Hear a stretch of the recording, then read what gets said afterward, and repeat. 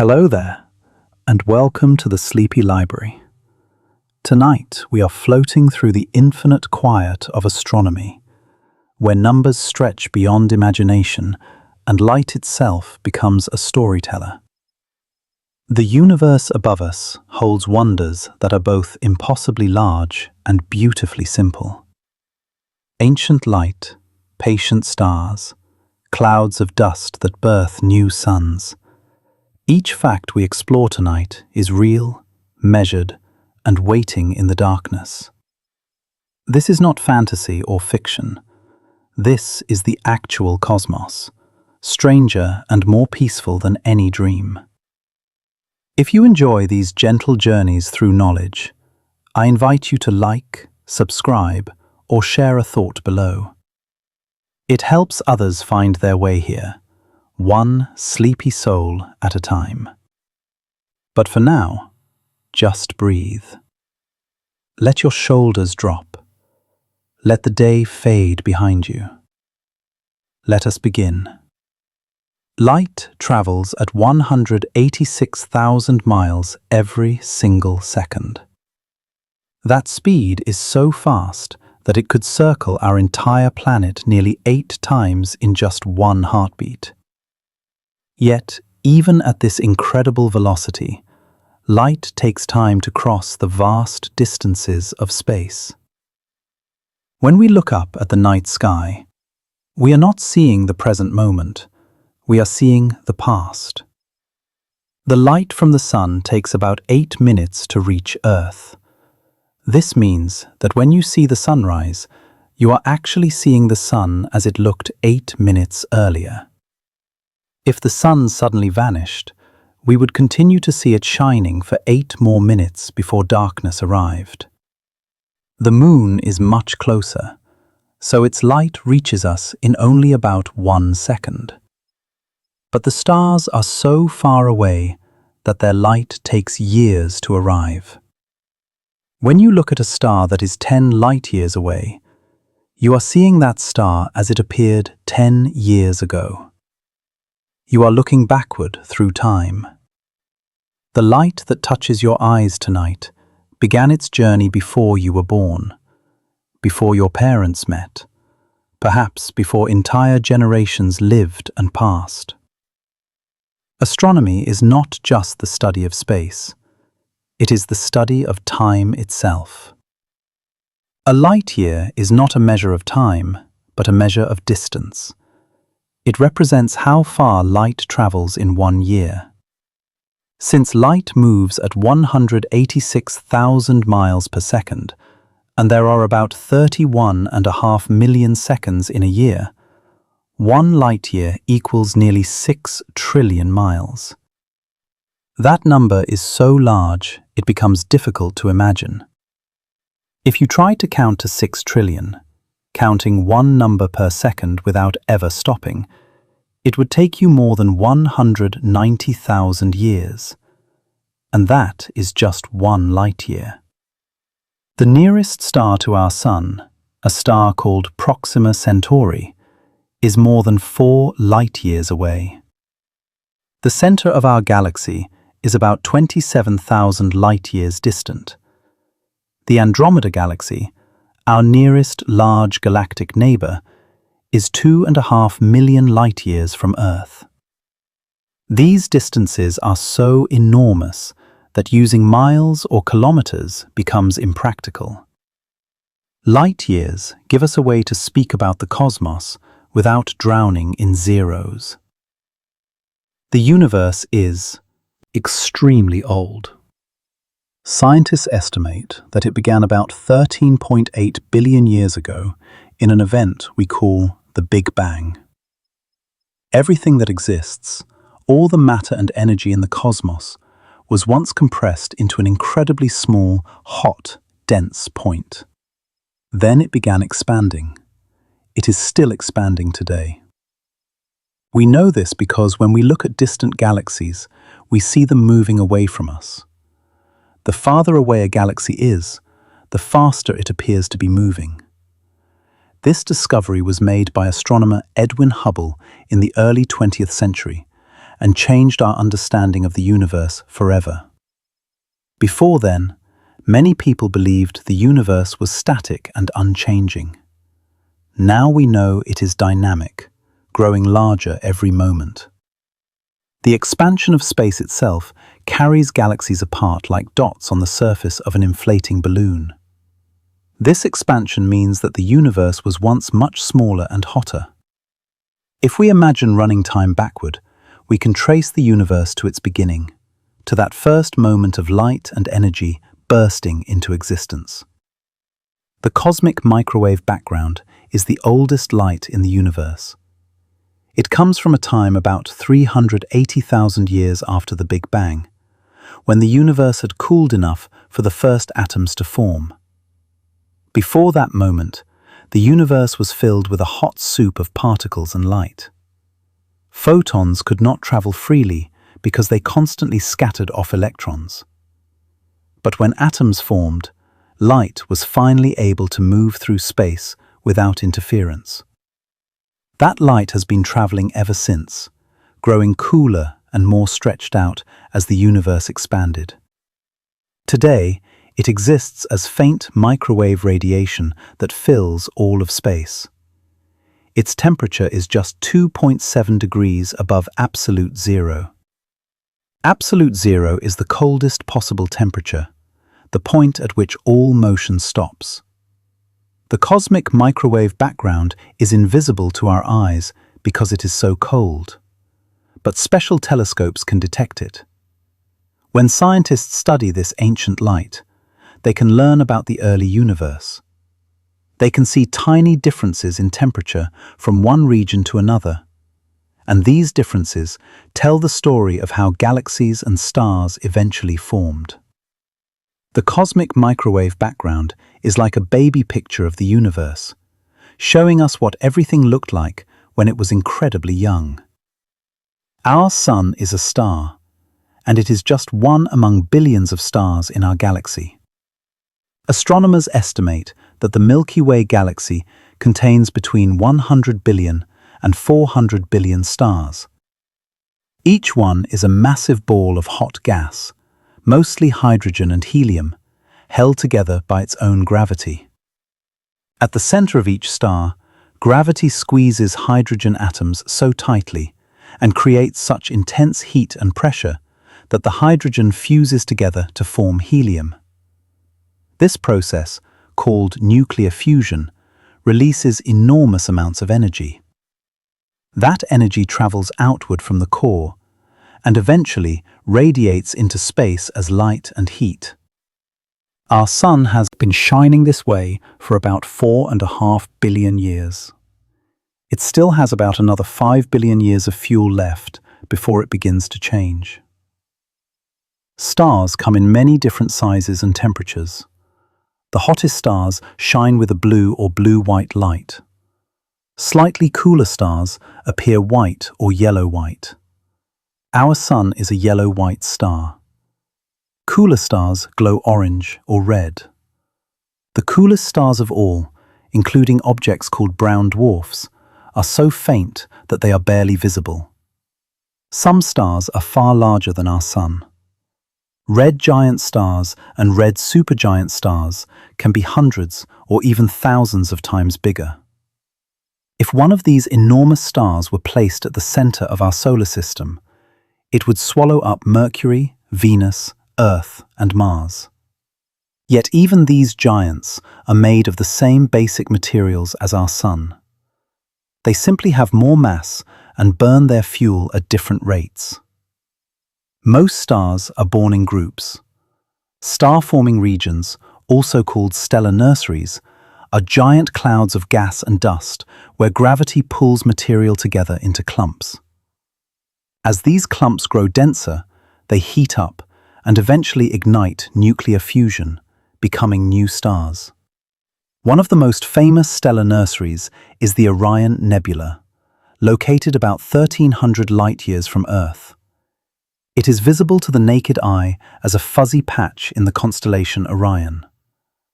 Through a telescope, it reveals a stunning landscape of glowing gas, dark dust, and newly formed stars.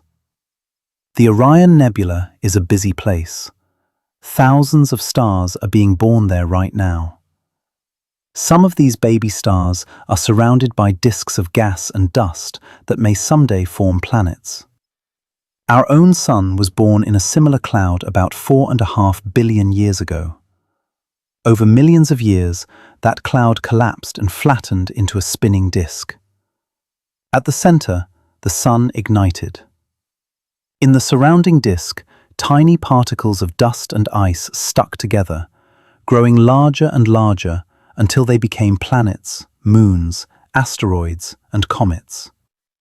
Eventually, the remaining gas was blown away by the young Sun's radiation, leaving behind the solar system we see today. Nebulae are among the most beautiful objects in the universe. A nebula is a cloud of gas and dust in space. Some nebulae glow with their own light because they are heated by nearby stars. These are called emission nebulae. The light from hot young stars causes the gas in the nebula to shine with brilliant colors, often red from hydrogen and blue or green from oxygen. Other nebulae do not emit their own light, but reflect the light of nearby stars. These reflection nebulae often appear blue because the fine dust particles scatter blue light more efficiently than red light. Then there are dark nebulae, which are so dense and full of dust that they block the light from stars behind them.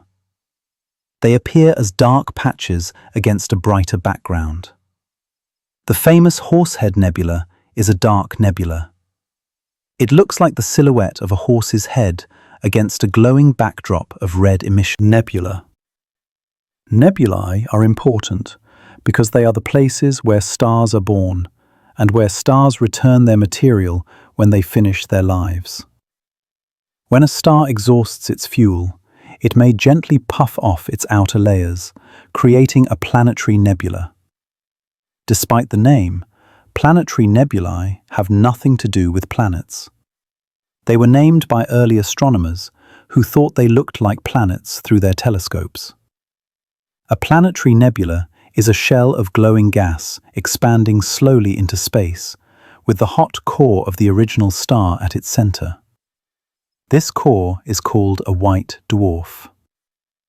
Over billions of years, the white dwarf will cool and fade, becoming a cold, dark cinder floating through space. Stars do not live forever. They are born. They shine for millions or billions of years, and eventually they finish their fuel and change. What happens to a star at the end of its life depends on how much mass it has. Stars like our Sun will eventually expand into red giants, then shed their outer layers to form planetary nebulae, leaving behind white dwarfs. More massive stars have more dramatic endings.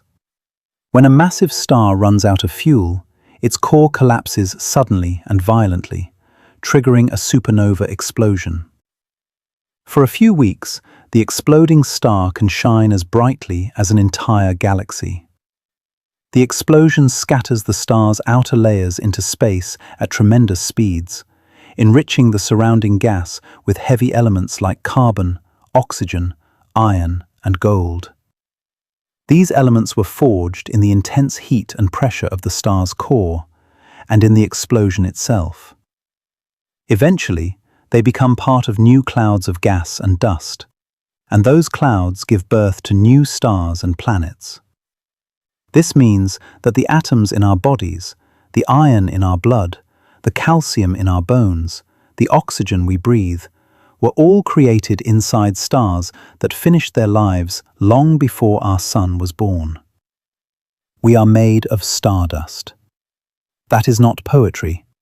It is astronomy. The universe contains more stars than there are grains of sand on all the beaches and deserts of Earth. This comparison was famously made by astronomer Carl Sagan, and later studies confirmed it to be true. Scientists at the Australian National University calculated the total number of grains of sand on Earth and compared it to the estimated number of stars in the observable universe. There are more stars. The observable universe is the part of the universe we can see, limited by how far light has had time to travel since the Big Bang. It contains about 2 trillion galaxies, and each galaxy contains millions or billions or even trillions of stars.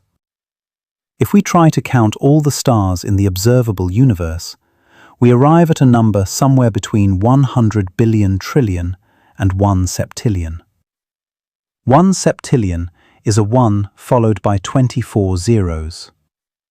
The human mind cannot truly grasp such a number. It is too large.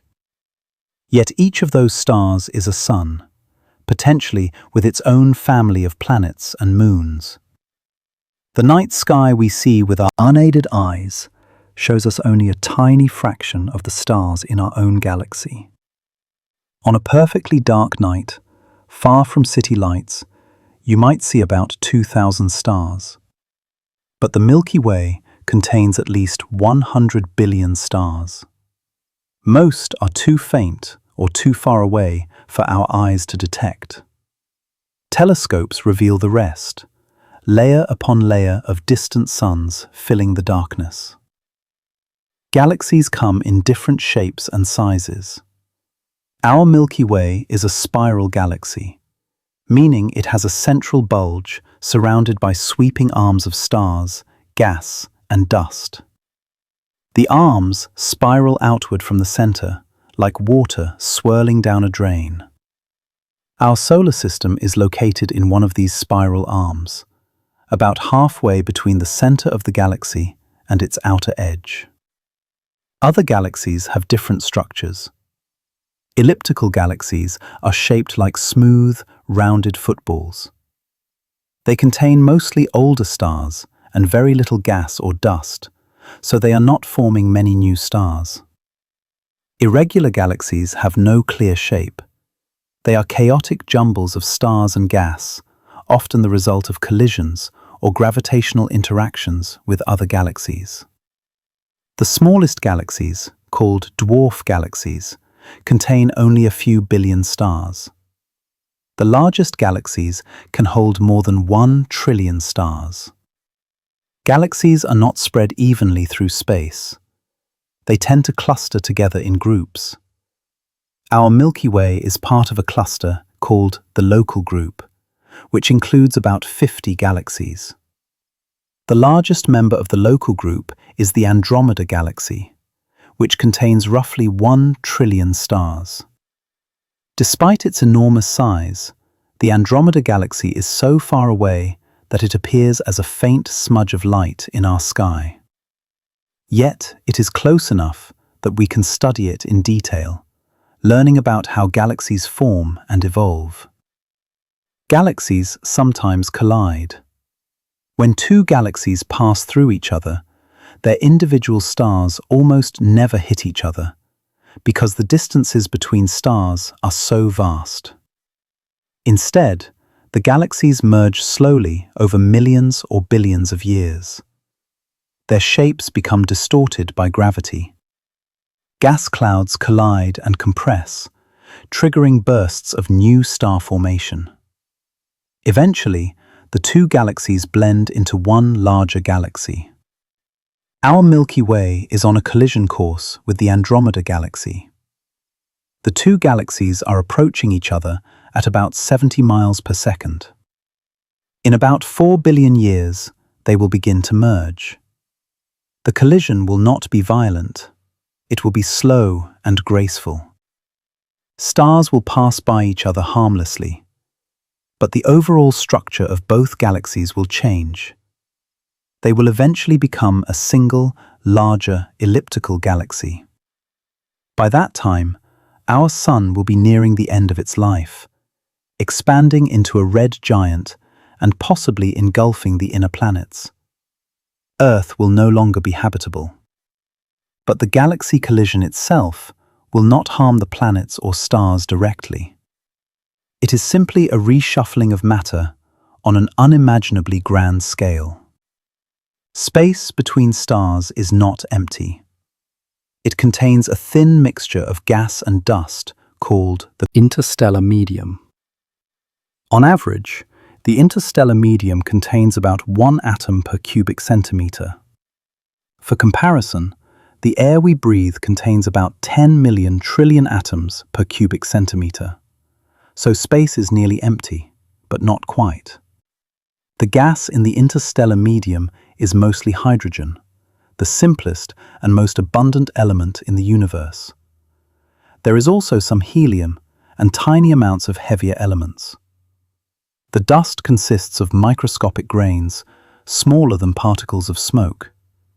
These grains are made of carbon, silicon, oxygen, and other elements. They form in the atmospheres of old stars and are scattered into space when those stars finish their lives. Over time, this dust accumulates in large clouds. These clouds are the nurseries where new stars are born. Gravity slowly pulls the gas and dust together, forming denser regions. Eventually, some regions become so dense and hot that nuclear fusion ignites and a new star is born. The remaining material in the cloud may form planets and other objects orbiting the star. In this way, the interstellar medium is continuously recycled. Old stars return material to space, and new stars form from that material. This cycle has been repeating for billions of years. It means that the atoms in everything around us, including our own bodies, have been through multiple generations of stars. We are part of an ancient cosmic cycle. There are more galaxies in the universe than we can easily count. The observable universe contains about 2 trillion galaxies. This number comes from deep field images taken by telescopes like the Hubble Space Telescope and the James Webb Space Telescope. These telescopes can look at a small patch of sky, no bigger than a grain of sand held at arm's length, and detect thousands of faint galaxies, billions of light years away. Each galaxy contains millions or billions or trillions of stars. The farther away a galaxy is, the longer its light takes to reach us. When we look at very distant galaxies, we are seeing them as they were billions of years ago, when the universe was much younger. Some of the most distant galaxies we have detected are so far away that their light has been traveling for more than 13 billion years. We are seeing them as they looked less than 1 billion years after the Big Bang. These ancient galaxies are smaller and less structured than modern galaxies. They are forming stars at a furious rate. By studying them, astronomers can learn how galaxies grow and change over cosmic time.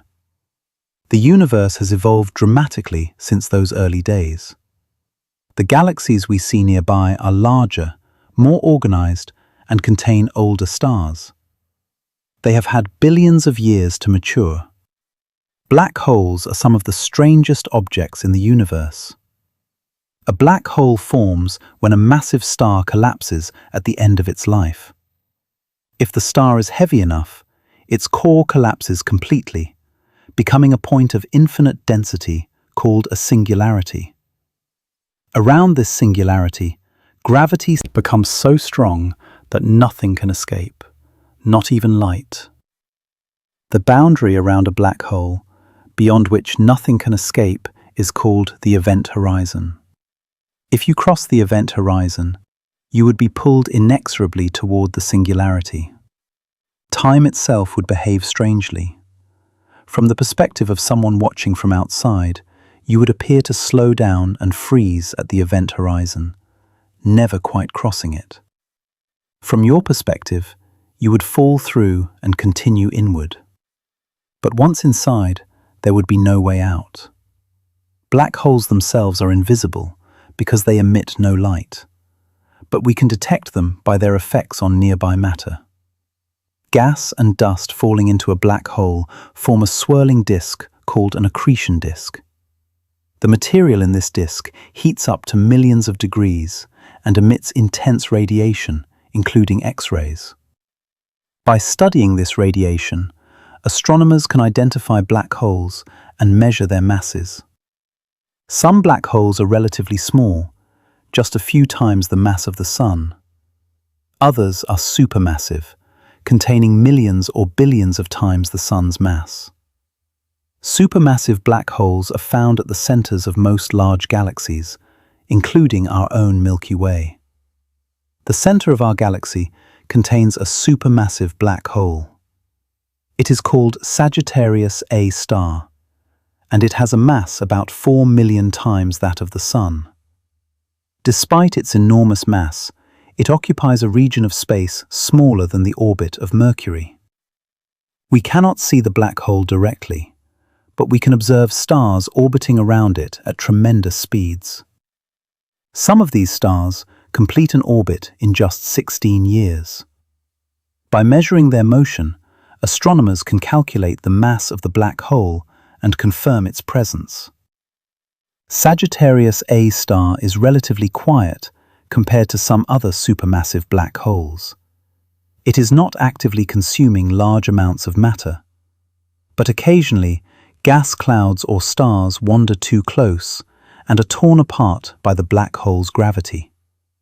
When this happens, the black hole flares briefly, emitting bursts of X-rays and radio waves. Observing these flares helps scientists understand how black holes grow and how they influence the galaxies around them. Supermassive black holes play an important role in galaxy evolution. Their gravity helps shape the orbits of stars near the galactic center. Jets of high-energy particles launched by the black hole can heat surrounding gas, affecting star formation throughout the galaxy. In some galaxies, the supermassive black hole is actively feeding, producing brilliant beams of radiation that can outshine the entire galaxy. These objects are called quasars. Quasars are among the most luminous objects in the universe. They are powered by supermassive black holes, consuming matter at an extraordinary rate. Neutron stars are another strange type of stellar remnant. They form when a massive star explodes as a supernova, but is not quite massive enough to collapse into a black hole. The core of the star is crushed by gravity until protons and electrons are forced together, forming neutrons. The result is a neutron star, a ball of incredibly dense matter about 10 miles across, but containing more mass than the Sun. A teaspoon of neutron star material would weigh about 1 billion tons on Earth. Neutron stars spin rapidly, sometimes hundreds of times per second. They have extremely strong magnetic fields. As they spin, they emit beams of radiation from their magnetic poles. If one of these beams sweeps past Earth, we detect it as a regular pulse of radio waves. These objects are called pulsars. The first pulsar was discovered in 1967 by astronomer Jocelyn Bell Burnell. She noticed a strange signal that repeated precisely every 1.3 seconds. At first, she and her colleagues wondered if it might be a signal from an alien civilization. But they soon realized it was a natural phenomenon, a spinning neutron star. Pulsars are incredibly precise timekeepers. Their pulses are so regular that they can be used as cosmic clocks. Some pulsars are even more accurate than the best atomic clocks on Earth. The speed of light is the ultimate speed limit in the universe. According to Einstein's theory of relativity, nothing with mass can travel faster than light. Light itself always travels at the same speed in a vacuum, about 186,000 miles per second, or about 300 million meters per second.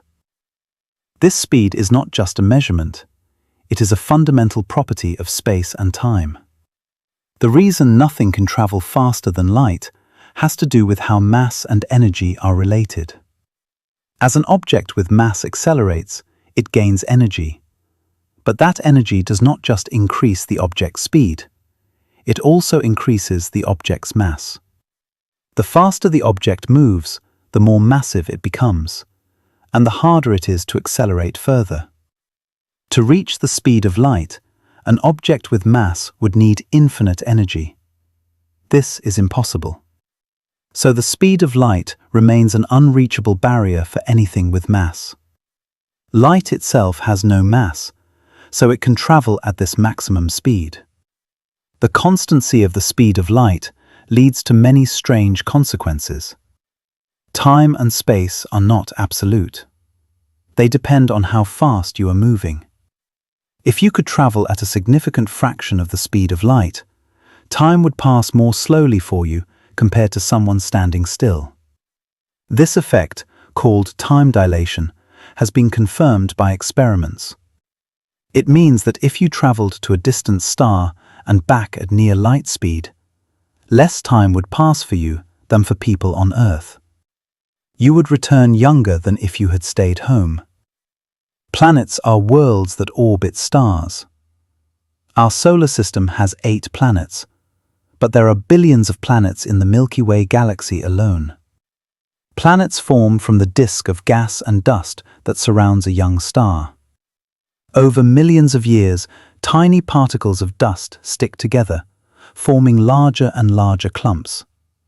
Eventually, these clumps become big, enough to attract more material through gravity. The largest clumps become planets. Planets come in many different types. Rocky planets, like Earth and Mars, have solid surfaces made of rock and metal. Gas giant planets, like Jupiter and Saturn, are mostly composed of hydrogen and helium. They have no solid surface. Instead, their atmospheres gradually become denser and hotter as you go deeper, eventually turning into liquid or metallic hydrogen. Ice giant planets, like Uranus and Neptune, contain water, ammonia, and methane in their interiors, along with rock and metal cores. In our solar system, the 4 inner planets are rocky, and the 4 outer planets are gas or ice giants. But this pattern is not universal. Around other stars, astronomers have discovered planets of all kinds in all kinds of orbits. Some planets orbit very close to their stars, completing a full orbit in just a few days. Others orbit far away, taking hundreds of Earth years to complete one orbit. Some planets are much larger than Jupiter, others are smaller than Earth. Some are so hot that their surfaces are molten. Others are frozen worlds covered in ice. Since the first planet around another star was discovered in 1995, astronomers have found thousands of exoplanets. These are planets orbiting stars other than our Sun. The discovery of exoplanets has revolutionized our understanding of planetary systems. We now know that planets are extremely common. Nearly every star in the galaxy probably has at least one planet. Many stars have multiple planets. The variety of exoplanets is astonishing. There are hot Jupiters, giant planets that orbit very close to their stars. There are super-Earths, rocky planets larger than Earth but smaller than Neptune. There are water worlds, planets covered entirely by deep oceans. There are lava planets, where the surface is so hot that rock melts and flows like water. Some exoplanets orbit in the habitable zone, the region around a star where temperatures are right for liquid water to exist on a planet's surface. Liquid water is essential for life as we know it, so planets in the habitable zone are of special interest. Astronomers are working to study the atmospheres of these planets, searching for signs of water vapor, oxygen, methane, and other molecules that might indicate the presence of life. We do not yet know if life exists on any exoplanet, but the fact that so many planets exist, and that some have conditions similar to Earth, makes it seem likely that we are not alone in the universe. Our solar system formed about 4.5 billion years ago from a cloud of gas and dust. At the center of the cloud, gravity pulled material together, forming the Sun. In the surrounding disk, tiny particles of dust began to stick together. Over millions of years, these particles grew into larger and larger objects. Close to the Sun, where temperatures were high, only rock and metal could remain solid. Farther out, where it was cooler, ice could also survive. This is why the inner planets are rocky, and the outer planets are made mostly of gas and ice. The process of planet formation was violent. As objects grew larger, they collided with each other. Some collisions shattered objects into pieces. Others caused them to merge, forming even larger bodies. Eventually, a few objects grew large enough to dominate their regions of the solar system. These became the planets. Smaller objects that did not grow into planets became asteroids and comets.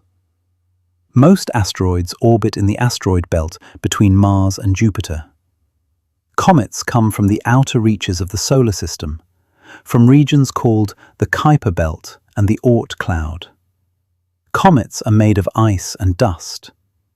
When a comet passes close to the sun's heat causes the ice to vaporize, creating a glowing tail of gas and dust that can stretch for millions of miles. Comets are beautiful and fascinating. They are also important because they may have delivered water and organic molecules to the early Earth, providing the ingredients necessary for life to begin. Moons are natural satellites that orbit planets. Earth has one moon, but other planets have many more. Jupiter has at least 95 known moons. Saturn has at least 146. Some of these moons are tiny, just a few miles across. Others are larger than the planet Mercury. The largest moon in the solar system is Ganymede, one of Jupiter's moons. It is bigger than the planet Mercury and has its own magnetic field. Another of Jupiter's moons, Europa, is covered by a thick layer of ice. Beneath the ice, scientists believe there is a vast ocean of liquid water. This ocean could be one of the best places in the solar system to search for life. Europa's ocean is kept liquid by tidal heating. Jupiter's gravity pulls on Europa, causing the moon to flex and stretch as it orbits. This flexing generates heat inside the moon, enough to keep the water beneath the ice from freezing. Similar processes may occur on other icy moons, such as Saturn's moon Enceladus. Enceladus has geysers that shoot plumes of water vapor and ice into space. These plumes come from an ocean beneath the moon's icy crust. Spacecraft have flown through the plumes and detected organic molecules, the building blocks of life. This does not mean there is life on Enceladus, but it suggests that the conditions for life might exist there. Saturn is famous for its rings. The rings are made of billions of pieces of ice and rock, ranging in size from tiny grains to boulders several meters across. The rings are incredibly thin. They are about 200,000 miles wide, but in most places less than half a mile thick. If you made a scale model of Saturn's rings with the width of a football field, the rings would be thinner than a sheet of paper. Saturn is not the only planet with rings. Jupiter, Uranus, and Neptune also have rings, but they are much fainter and harder to see. Saturn's rings are the most prominent and spectacular. They are divided into several main sections, separated by gaps. The largest gap is called the Cassini division, named after the astronomer who discovered it in 1675. The rings are not solid. They are made of countless individual particles, each orbiting Saturn independently. The rings are constantly changing. Particles collide, break apart, and stick together. Gravitational forces from Saturn's moons shape the rings, creating sharp edges and clearing gaps. Scientists believe Saturn's rings may be relatively young, perhaps only a few 100 million years old. They may have formed when a moon or comet wandered too close to Saturn and was torn apart by the planet's gravity. Over time, the rings will gradually fade as particles fall into Saturn's atmosphere or are pulled away by the moons.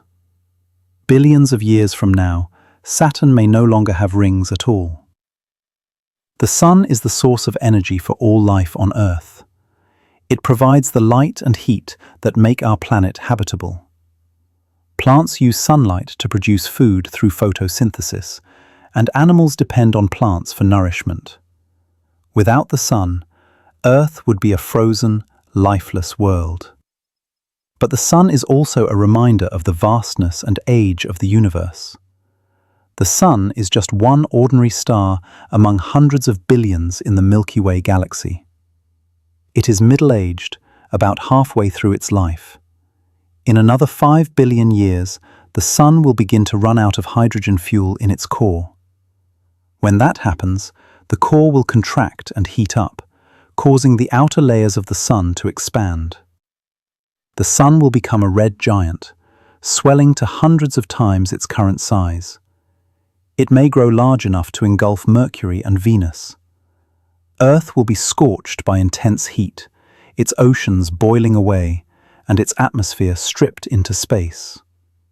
Eventually, the Sun will shed its outer layers, creating a planetary nebula.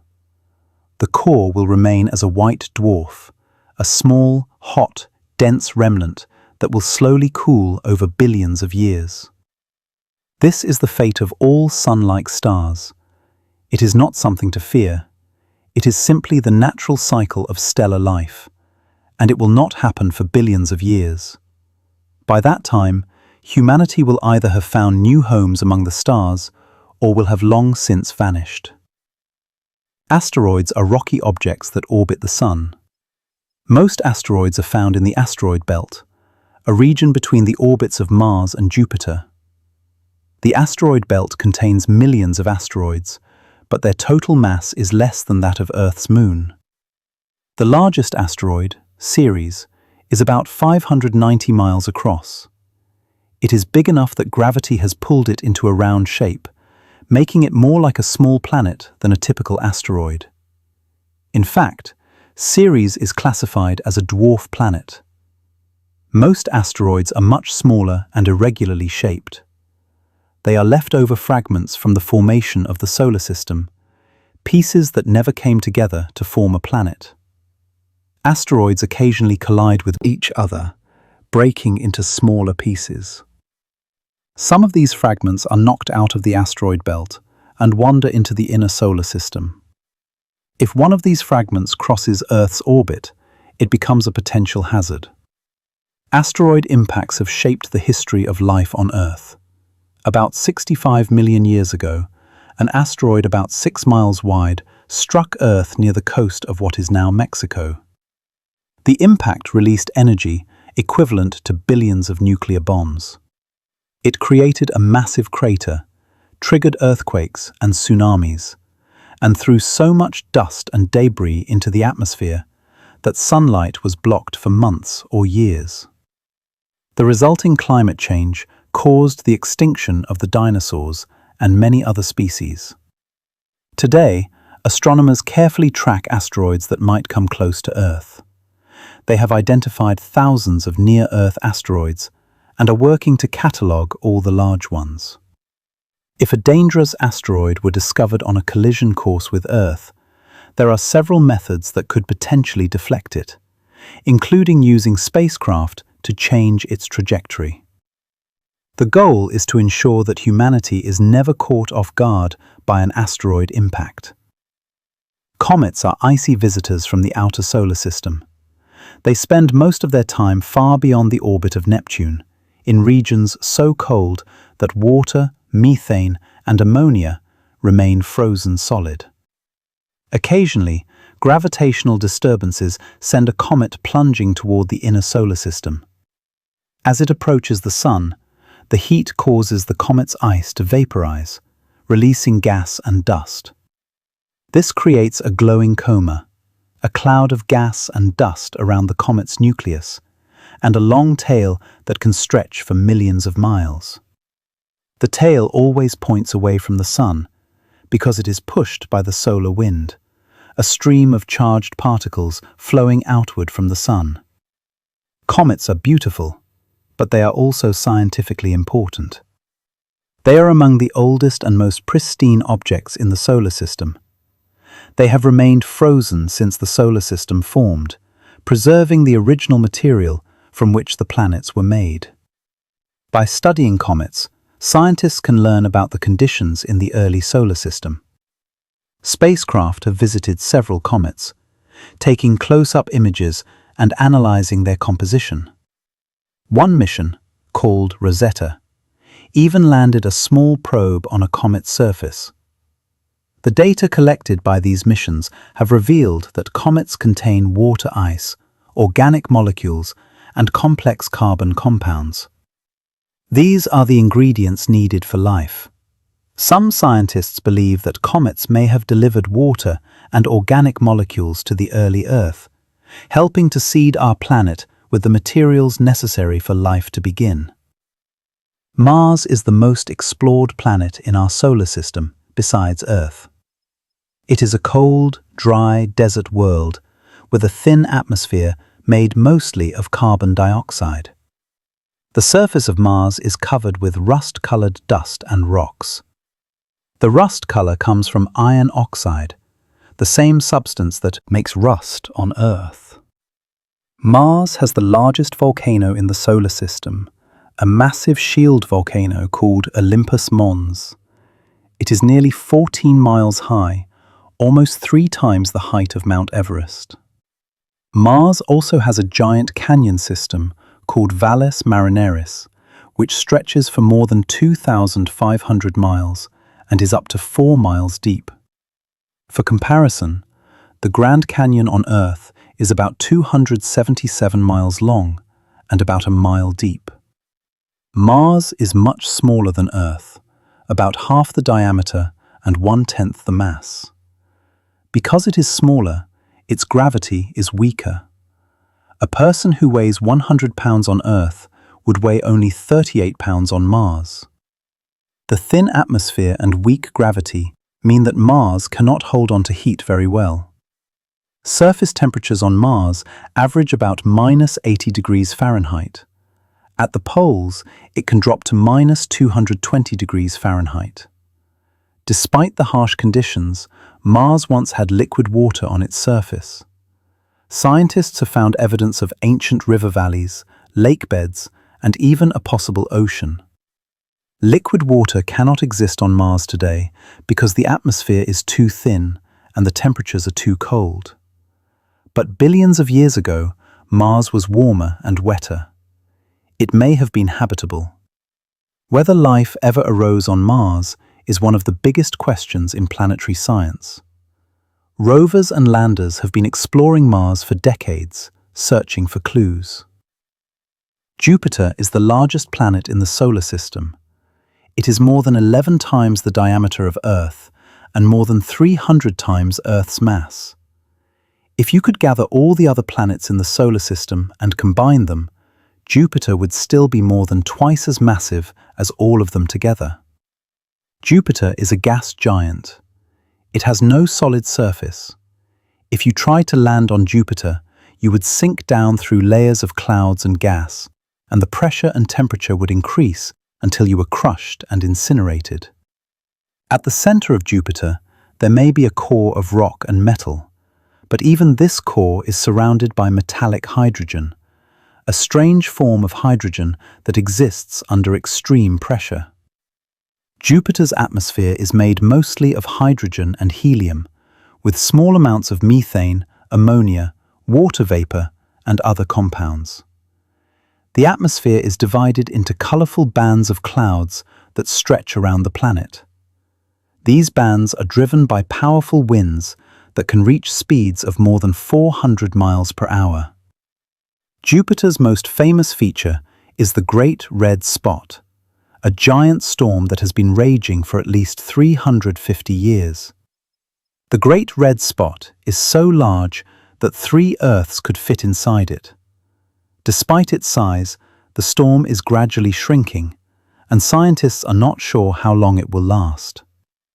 Jupiter has a powerful magnetic field, more than 20,000 times stronger than Earth's. This magnetic field traps charged particles from the solar wind, creating intense radiation belts around the planet. Jupiter also has a faint ring system and at least 95 known moons. The 4 largest moons, called the Galilean moons, were discovered by Galileo Galilei in 1610. These moons are large enough to be seen with a small telescope. Venus is the second planet from the Sun and the hottest planet in the solar system. Its average surface temperature is about 860 degrees Fahrenheit, hot enough to melt lead. Venus is hotter than Mercury, even though Mercury is closer to the Sun. The reason for this extreme heat is Venus's thick atmosphere. The atmosphere is made mostly of carbon dioxide, with clouds of sulfuric acid. The carbon dioxide traps heat in a runaway greenhouse effect, causing the temperature to soar. The atmospheric pressure on Venus is about 90 times greater than on Earth, equivalent to being almost a mile underwater in Earth's oceans. Venus is similar in size to Earth, with a diameter only slightly smaller. Because of this similarity, Venus is sometimes called Earth's twin. But the two planets are very different. Venus has no liquid water, no magnetic field, and no moons. Its surface is covered with volcanoes, lava plains, and impact craters. The thick clouds block our view of the surface from space, but radar imaging from spacecraft has mapped the terrain in detail. Venus rotates very slowly and in the opposite direction from most other planets. It takes 243 Earth days for Venus to complete one rotation. It takes only 225 Earth days for Venus to orbit the Sun. This means that a day on Venus is longer than a year on Venus. The slow rotation and lack of a magnetic field suggests that Venus does not have a liquid core like Earth. Without a magnetic field, Venus has no protection from the solar wind, and its upper atmosphere is gradually being stripped away into space. Mercury is the smallest planet in the solar system and the closest to the Sun. It is only slightly larger than Earth's moon. Because it is so close to the Sun, Mercury experiences extreme temperature variations. During the day, temperatures on the sunlit side can reach 800 degrees Fahrenheit. At night, temperatures can drop to -290 degrees Fahrenheit. This range of more than 1,000 degrees is the largest of any planet in the solar system. Mercury has almost no atmosphere to trap heat or spread it around, so the day side and night side have vastly different temperatures. Mercury's surface is covered with impact craters, similar to the Moon. It also has smooth plains of ancient lava flows and strange features called scarps, which are long, steep cliffs. These scarps formed when Mercury's interior cooled and contracted, causing the surface to wrinkle and crack. Mercury has a large iron core that makes up about 75% of the planet's radius. This core gives Mercury a weak magnetic field, about 1% the strength of Earth's magnetic field. Mercury orbits the Sun faster than any other planet, completing one orbit in just 88 Earth days. However, it rotates very slowly, taking 59 Earth days to complete one rotation. This creates a strange effect where one day on Mercury, from sunrise to sunrise, takes 176 Earth days, or 2 Mercury years. Because of its proximity to the Sun and its lack of atmosphere, Mercury is a harsh and inhospitable world. It has no moons and no rings. Visiting Mercury would be extremely difficult and dangerous. Uranus and Neptune are the ice giant planets.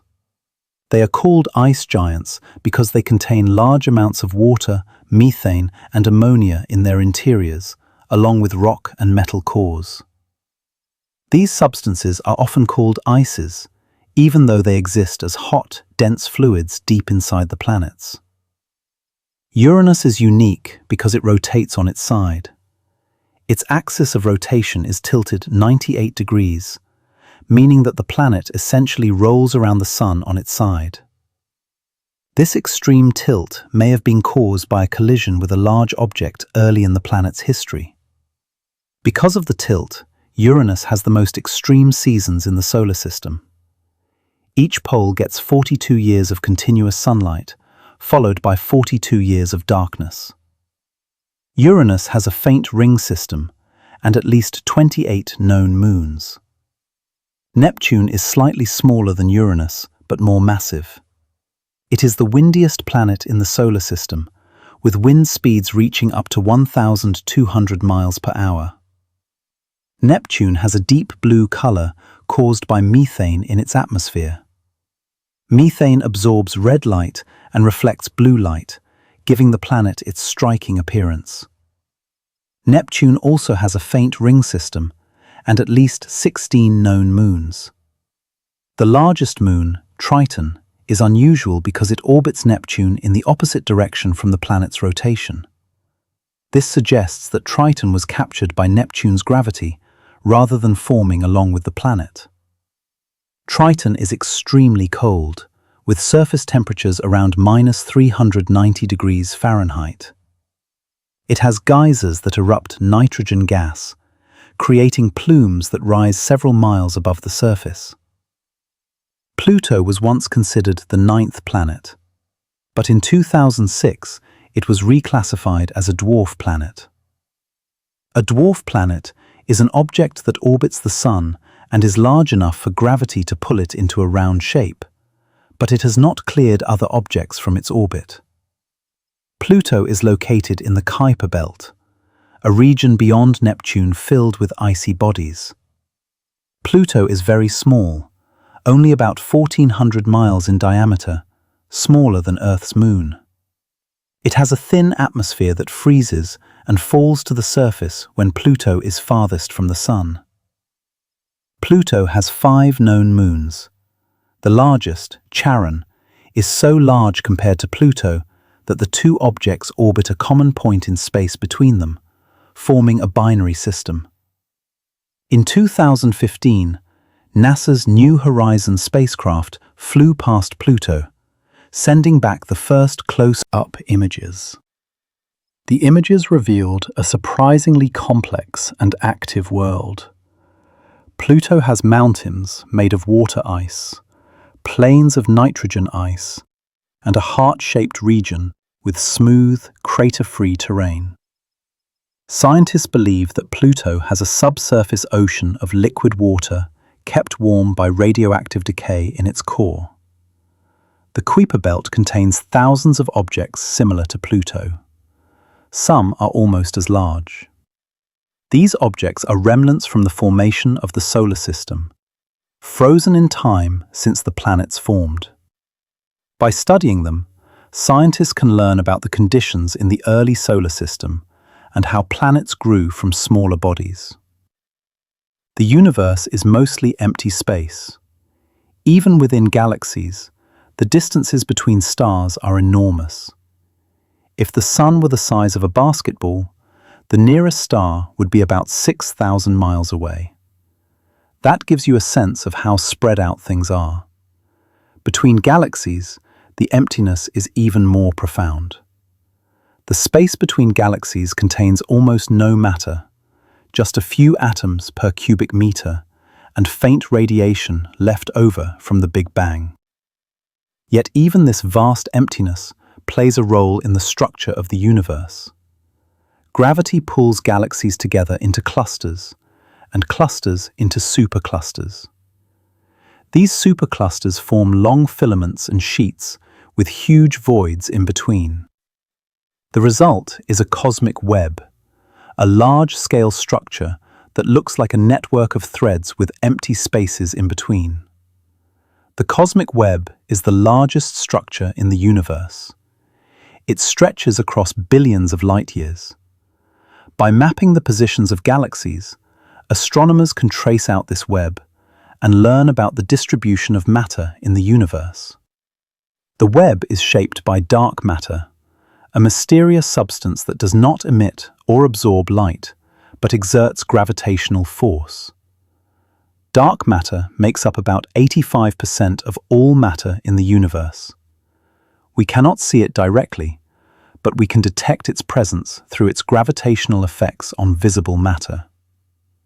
Dark matter holds galaxies together and shapes the large-scale structure of the cosmos. Dark energy is even more mysterious than dark matter. Dark energy is a force that seems to be causing the expansion of the universe to accelerate. In the late 1990s, astronomers discovered that distant galaxies are moving away from us faster than expected. This was a surprise. Scientists had assumed that the expansion of the universe was slowing down due to gravity. Instead, it is speeding up. Something is pushing the universe to expand faster and faster. That something is dark energy. We do not know what dark energy is. It makes up about 68% of the total energy in the universe, but it does not interact with matter or light in any way we can detect, except through its effect on the expansion. Dark energy may be a property of space itself, a kind of energy inherent in the vacuum. Or it may be something else entirely. Understanding dark energy is one of the biggest challenges in modern views. Physics. The discovery of dark energy has profound implications for the future of the universe. If the expansion continues to accelerate, galaxies will eventually move so far apart that they will no longer be visible to each other. Stars will burn out, and new stars will stop forming, because the gas needed to make them will be too spread out. Eventually, the universe will become a cold, dark, empty place. This fate is sometimes called the heat death of the universe. It will not happen for trillions of years, but it is the ultimate destiny of the cosmos, according to our current understanding. Despite the vastness and apparent emptiness of space, the universe is full of activity. Stars are being born in nebulae. Stars are exploding as supernovae. Black holes are consuming matter. Galaxies are colliding and merging. Comets are streaking through the solar system. Asteroids are tumbling through space. Planets are orbiting their stars. Moons are orbiting their planets. And everywhere, light is traveling, carrying information about distant objects across the void. Astronomy is the science of studying all this activity. It is also a deeply humbling endeavor. The more we learn about the universe, the more we realize how small we are. Earth is a tiny planet orbiting an ordinary star in an ordinary galaxy among billions of galaxies. The universe existed for nearly 10 billion years before our planet formed. It will continue for trillions of years after our sun goes out. Human history is a brief flicker in the immense span of cosmic time. Yet we are here. We can look up at the night sky and wonder. We can build telescopes and spacecraft. We can study the light from distant galaxies and learn about the origins of the universe. We can ask questions and seek answers. In that sense, we are part of the universe becoming aware of itself. We are made of the same atoms that make up stars and planets. We are stardust that has organized itself into living, thinking beings. That is a remarkable and beautiful thing. When you look up at the night sky, you might notice that some stars seem to form patterns. Ancient people noticed these patterns too. They connected the stars like dots in a puzzle and imagined pictures in the sky. These star patterns are called constellations. There are 88 official constellations recognized today by astronomers around the world. Each constellation has a name and a story. Many constellation names come from ancient Greek and Roman cultures. They named star patterns after heroes, animals, and objects from their stories. For example, There is Orion the hunter, Leo the lion, and Ursa Major the great bear. Different cultures around the world saw different patterns in the same stars. The ancient Chinese, Egyptians, Native Americans, and many others had their own constellations and stories. The stars themselves have not moved much since ancient times, but different people saw different pictures when they looked up. This shows how human imagination has always tried to make sense of the night sky. The stars in a constellation are not actually close to each other. They only appear to form a pattern when viewed from Earth. Some stars in a constellation might be just a few dozen light-years away, while others could be thousands of light-years distant. They are scattered through three-dimensional space at vastly different distances. But from our perspective, they all look like they are on the same flat surface, like dots painted on the inside of a dome. This is an illusion caused by distance. If you could travel to a different star system and look back at the same stars, they would not form the same patterns at all. The constellations would look completely different. They only exist as patterns when viewed from our specific location in space. This reminds us that much of what we perceive depends on our point of view. Constellations were useful to ancient people for practical reasons. Farmers used them to track the seasons. Different constellations appear in the sky at different times of year. By watching which constellations were visible, farmers could tell when it was time to plant crops and when it was time to harvest.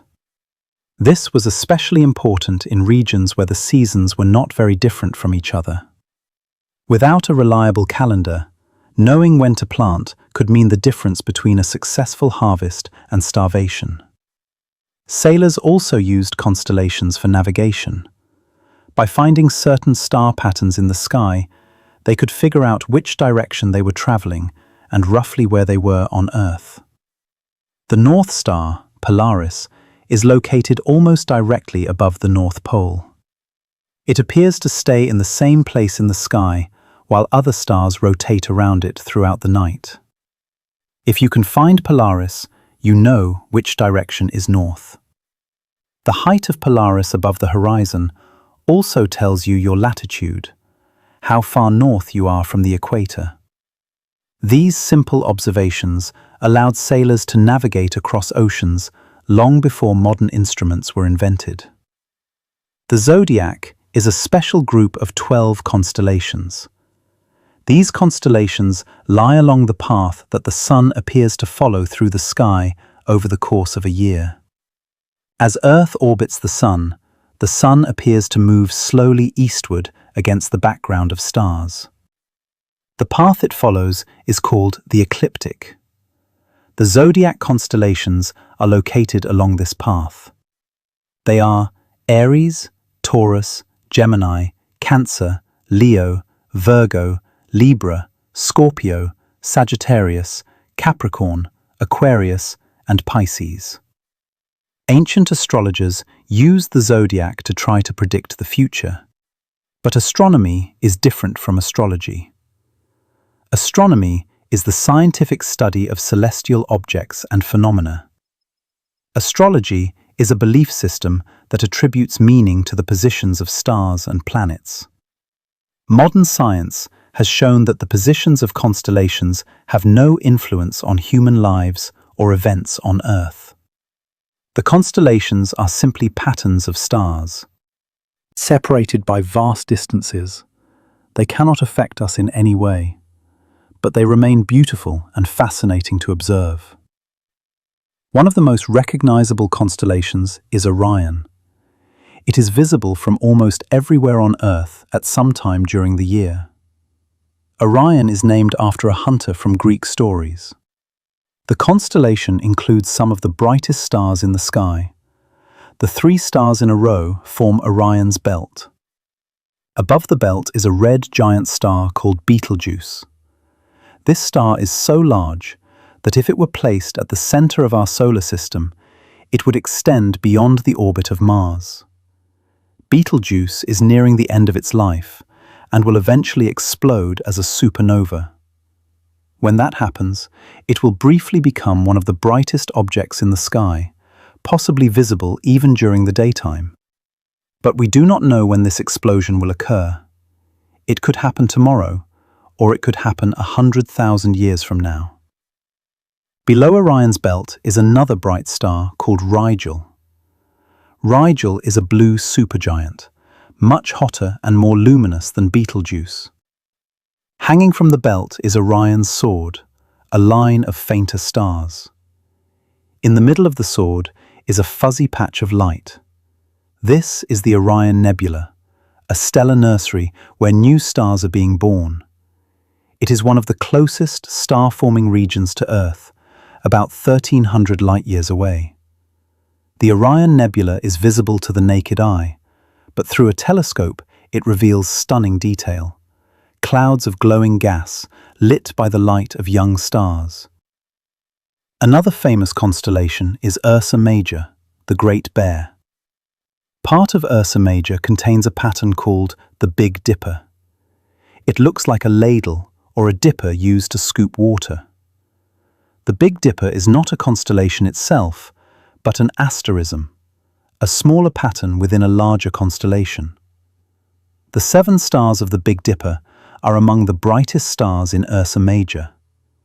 The 2 stars at the end of the Dipper's cup are called the pointer stars because they point toward Polaris, the North Star. If you draw an imaginary line from these 2 stars and extend it about 5 times the distance between them, you will find Polaris. Polaris is part of another constellation called Ursa Minor, the Little Bear, which also contains an asterism called the Little Dipper. Ursa Major and Ursa Minor are circumpolar constellations. This means they are located so close to the North Celestial Pole that they never set below the horizon for observers at northern latitudes. They are visible all year round, circling around Polaris throughout the night and throughout the seasons. In the southern hemisphere, there is a different set of circumpolar constellations. One of the most famous is Crux, also known as the Southern Cross. Crux is the smallest of all 88 constellations, but it contains some very bright stars that form a distinctive cross shape.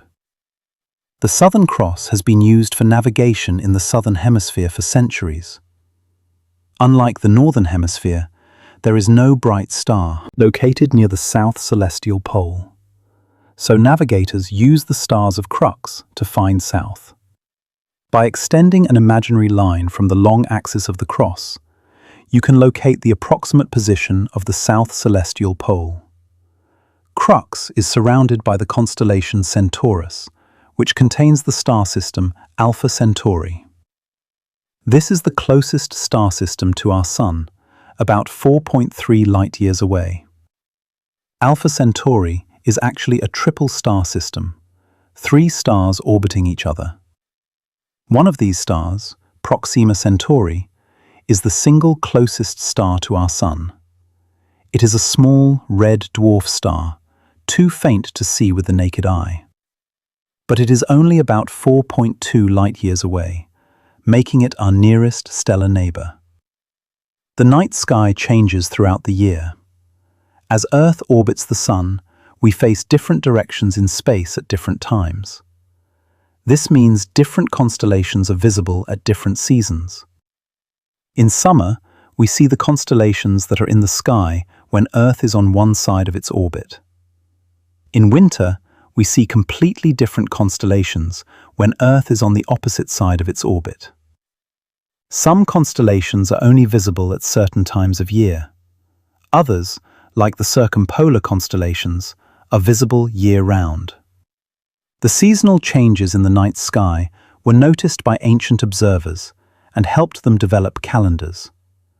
By tracking which constellations appeared at sunset or rose before dawn, they could mark the passage of time and predict the coming of different seasons. This knowledge was essential for agriculture and for organizing religious festivals and other important events. Gravity is the force that holds the universe together. It is the attraction between any two objects that have mass. The more massive an object, the stronger its gravitational pull. Earth's gravity keeps us on the ground and keeps the moon in orbit around us. The sun's gravity keeps Earth and the other planets in orbit around it. Gravity also holds galaxies together and causes galaxies to cluster into groups. Newton described gravity as a force that acts instantly across any distance. But Einstein showed that gravity is actually a warping of space and time. Massive objects curve the fabric of space around them, and other objects follow the curves in that fabric. This is why planets orbit stars and moons orbit planets. They are following the natural curves in space created by massive objects. One of the predictions of Einstein's theory is that when massive objects accelerate or collide, they create ripples in the fabric of space and time. These ripples are called gravitational waves. Gravitational waves travel through space at the speed of light. They stretch and squeeze space itself as they pass. The effect is incredibly tiny. Even the most powerful gravitational waves change the distance between objects by less than the width of an atomic nucleus. This makes them extremely difficult to detect. For decades, scientists built sensitive instruments, trying to catch these waves. Finally, in 2015, a facility called LIGO detected gravitational waves for the first time. The waves came from two black holes that had collided and merged more than 1 billion light-years away. When the black holes spiraled into each other, they released more energy in a fraction of a second than all the stars in the observable universe combined. That energy was carried away by gravitational waves. By the time the waves reached Earth, they were incredibly faint. But LIGO's instruments were sensitive enough to detect them. This detection confirmed Einstein's prediction and opened up a new way to study the universe. With gravitational waves, astronomers can observe events that do not produce light, such as collisions between black holes. The universe is expanding, but galaxies are not moving through space away from each other. Instead, space itself is expanding, carrying the galaxies along with it. Imagine dots drawn on the surface of a balloon. As you inflate the balloon, the dots move apart from each other, not because they are moving across the surface, but because the surface itself is stretching. This is similar to how galaxies move apart as the universe expands. The expansion of space means that the farther away a galaxy is, the faster it appears to be moving away from us. This relationship is called Hubble's law, named after Edwin Hubble, who discovered it. By measuring how fast galaxies are moving away, astronomers can calculate how far away they are. This is one of the main ways we measure distances to very distant galaxies. The expansion of space also stretches the light traveling through it. Light from distant galaxies is shifted toward longer, redder wavelengths. This is called redshift. The more distant the galaxy, the greater its redshift. By measuring the redshift of a galaxy, astronomers can determine how far away it is and how long ago its light was emitted. Space and time are not separate things. They are connected in a single fabric called space-time. This was one of Einstein's great insights. What we experience as time depends on how we are moving through space.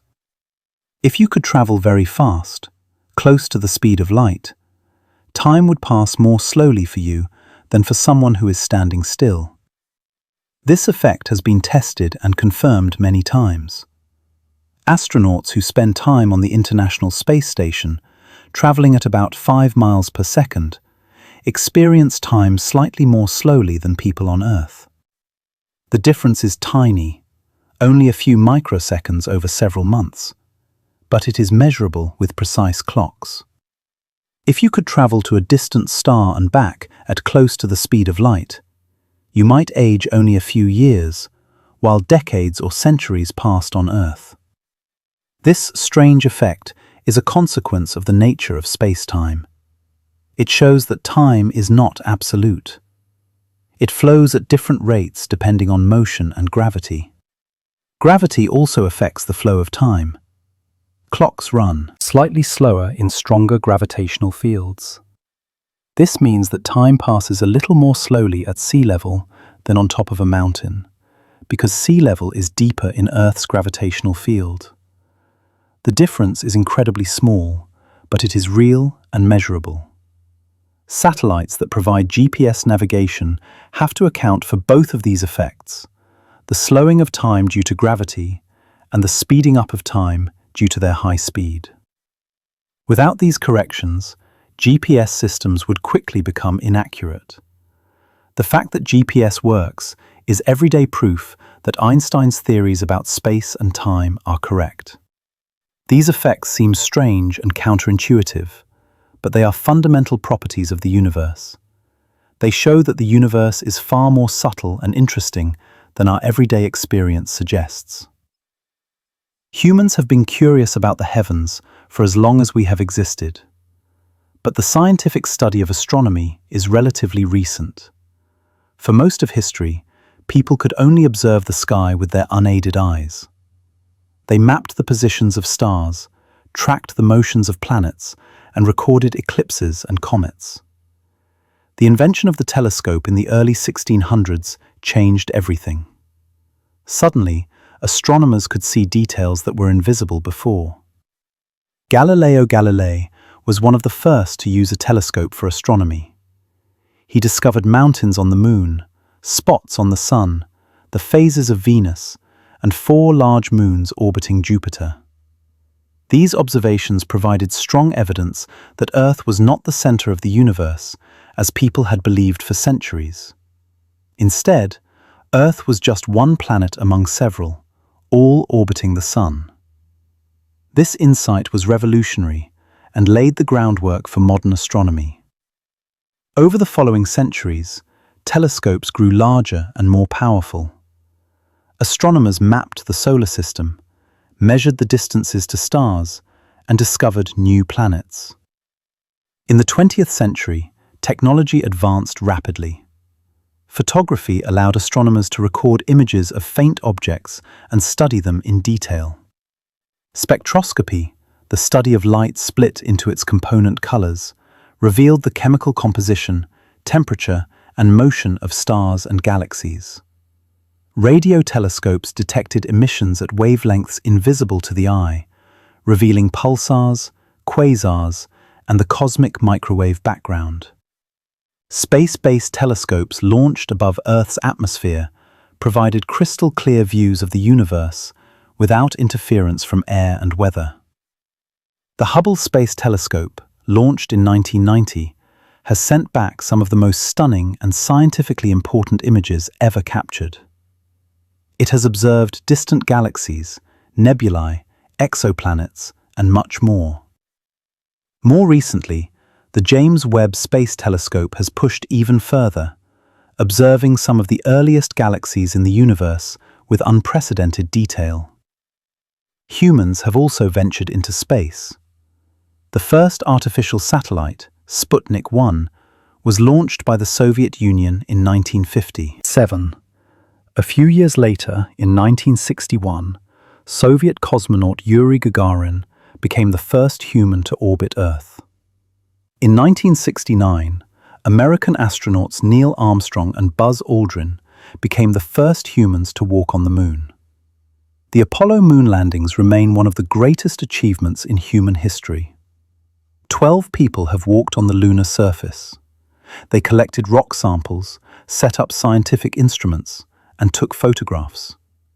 The moon rocks brought back by Apollo astronauts have taught us much about the history and formation of the moon and the early solar system. Since the Apollo program ended, no human has traveled beyond low Earth orbit, but robotic spacecraft have explored much of the solar system.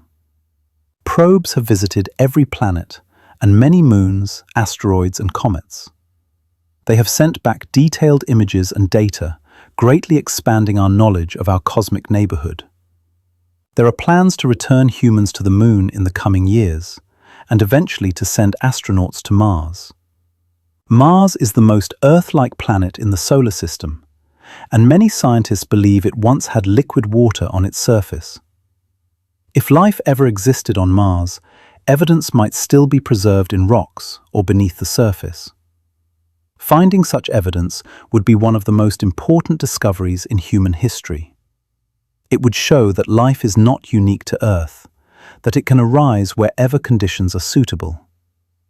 Even if we do not find life on Mars, exploring the planet will teach us about planetary geology, climate, and the potential for future human settlement. Mars is cold and has a thin atmosphere, but it has resources such as water ice that could support human explorers. Some scientists envision establishing a permanent human presence on Mars within the next few decades. Looking even further ahead, some people dream of exploring beyond the solar system. The distances to other stars are enormous.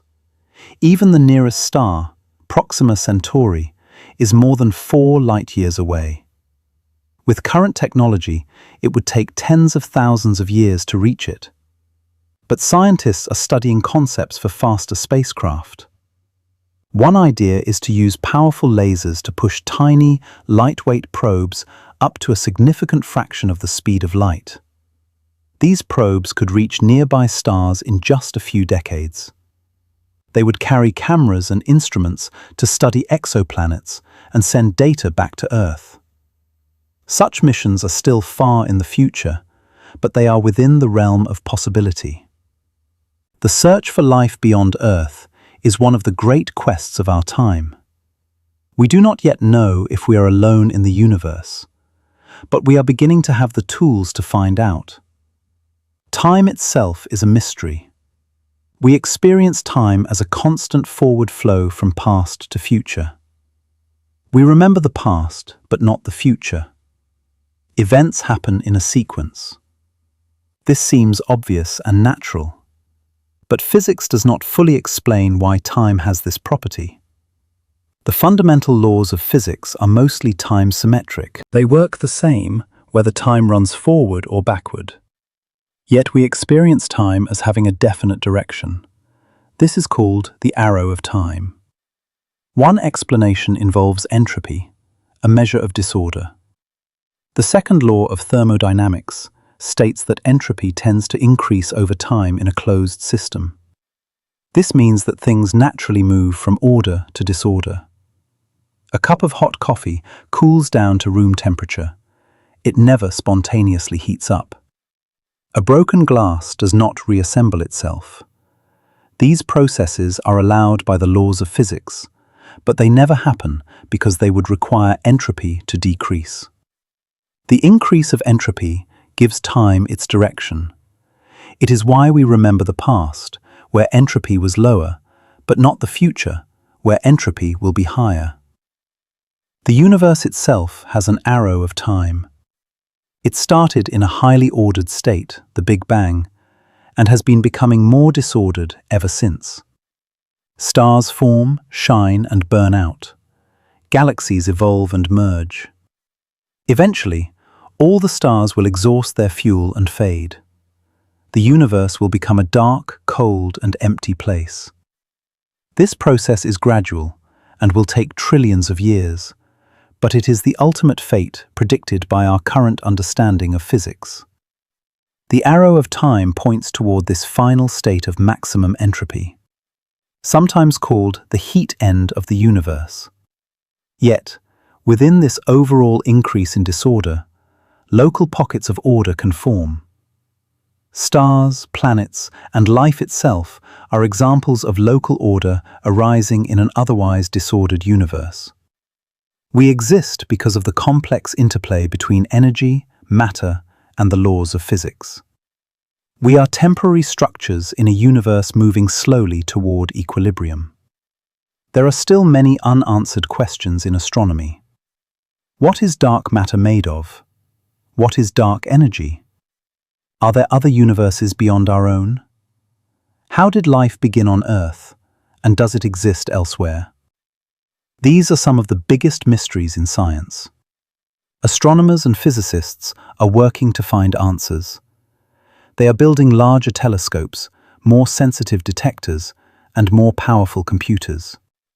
They are launching new space missions and conducting experiments to test the limits of our understanding. Each discovery raises new questions, pushing the boundaries of knowledge further. This is the nature of science. It is a process of asking questions, seeking evidence, and building models to explain what we observe. Astronomy reminds us that the universe is vast and ancient, full of wonders we are only beginning to understand. It encourages us to think beyond ourselves and our immediate concerns. It inspires curiosity and awe. Every night, the universe is there above you. Even if you cannot see the stars because of clouds or city lights, they are still there, shining as they have for billions of years. The photons of light they emit travel through the emptiness of space, crossing vast distances to reach your eyes. When you look up, you are connected to the cosmos in a direct and tangible way. The same forces that shape galaxies and stars also shape your body and your life. Gravity holds you to the planet. The energy from the sun powers the biosphere. The atoms in your cells were forged in stars. You are not separate from the universe. You are a part of it. This realization can be comforting. It means you belong to something much larger than yourself. It also means that the universe is, in a sense, looking back at itself through your eyes. You are the universe experiencing its own existence. There is still so much we do not know. We do not know what dark matter is. We do not know what dark energy is. We do not know if life exists anywhere else in the universe. We do not know exactly how the universe began or exactly how it will end. We do not know if there are other universes beyond our own. These are some of the greatest mysteries in science. But the fact that we can ask these questions, that we can study the universe and learn about it, is a testament to human curiosity and ingenuity. Astronomy is not just a collection of facts, it is a way of understanding our place in the cosmos. It reminds us that we are part of something much larger than ourselves. It encourages us to think beyond our daily concerns and to consider the bigger picture. It shows us that the universe is a place of wonder and beauty, filled with phenomena that challenge our imagination and expand our understanding. Every time we look up at the night sky, we are connected to something ancient and vast. The light we see has traveled across space for years, or centuries, or even millions of years to reach our eyes. We are looking back in time, seeing the universe as it was long ago. That connection, that link between us and the distant stars, is one of the most profound experiences a human being can have. On a clear, dark night, far from city lights, you can see the Milky Way stretching across the sky. It looks like a faint, cloudy band, but it is actually the combined light of billions of stars in our galaxy. We are looking at our galaxy from the inside, seeing the disk of stars edge on. Every star you can see with your naked eye is part of the Milky Way. They are our neighbors in the cosmic sense, relatively close by in the vast expanse of space. Most are within a few hundred or a few thousand light-years of Earth. When you look at the Milky Way, you are seeing the structure of our galaxy. You are seeing the spiral arms where new stars are forming. You are seeing the dense central bulge where older stars crowd together. You are seeing the dust lanes that obscure parts of the galaxy from view. And you are seeing a tiny fraction of the 100 billion to 400 billion stars that make up our cosmic home. Knowing this can change the way you experience the night sky. It is not just a collection of random points of light. It is a glimpse of the structure and scale of the galaxy. It is a reminder that we live in a vast and ancient system. spinning slowly through space. The more you learn about astronomy, the more you realize how interconnected everything is. The atoms in your body were forged in the cores of stars that exploded billions of years ago. The water you drink was delivered to Earth by comets and asteroids. The oxygen you breathe was produced by plants that use energy from the sun, which gets its energy from nuclear fusion, the same process that powers all stars. The calcium in your bones, the iron in your blood, the carbon in your cells, all came from stars. We are literally made of stardust. This is not a metaphor, it is a scientific fact. And it connects us to the universe in the most fundamental way. We are not separate from the cosmos. We are part of it. We are the universe looking at itself, trying to understand its own nature. That is what astronomy teaches us. It teaches us about the scale and age and structure of the universe. It teaches us about the processes that shape stars and planets and galaxies. It teaches us about the origins of matter and energy. But most importantly, it teaches us about ourselves. It teaches us that we are part of something vast and beautiful and mysterious. It teaches us to look beyond our immediate surroundings and to think about the bigger picture. It teaches us humility and wonder. These lessons are just as important as any collection of facts or figures. As you prepare to sleep tonight, let these thoughts settle gently in your mind. You are lying on a planet that is orbiting a star at 67,000 miles per hour. That star is orbiting the center of the galaxy at 490,000 miles per hour. The galaxy itself is moving through space at over 1 million miles per hour. Yet, you feel none of this motion because everything is moving together, smoothly and steadily. You are part of a grand cosmic dance that has been going on for billions of years and will continue for billions more. Above you, the universe stretches out in all directions, filled with stars and galaxies and wonders beyond counting. Light from those distant objects is traveling toward you right now, crossing the vast emptiness of space. Some of that light began its journey long before you were born. Some of it started traveling before humans even existed. And it has arrived just in time for you to see it. Think about that. The universe is speaking to you through light, telling you stories of distant suns and ancient times. You are receiving messages from the cosmos, encoded in photons that have traveled for millions or billions of years. That is what you are seeing when you look up at the stars. You are seeing the universe as it was, preserved in light. There is no rush. The stars will still be there tomorrow night, and the night after that. The galaxies will continue their slow, graceful motions. The universe will keep expanding. The cosmic dance will go on. You have time. You have time to rest. You have time to wonder. You have time to dream. And when you wake, the universe will still be there, waiting for you to explore it further.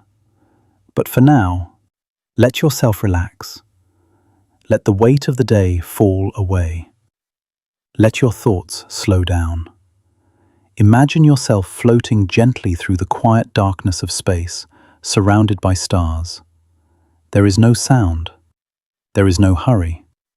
There is only the peaceful, endless expanse of the cosmos. You are safe. You are small, but you are part of something infinite. You are stardust, resting in the arms of the universe. Thank you for journeying through the cosmos with me tonight.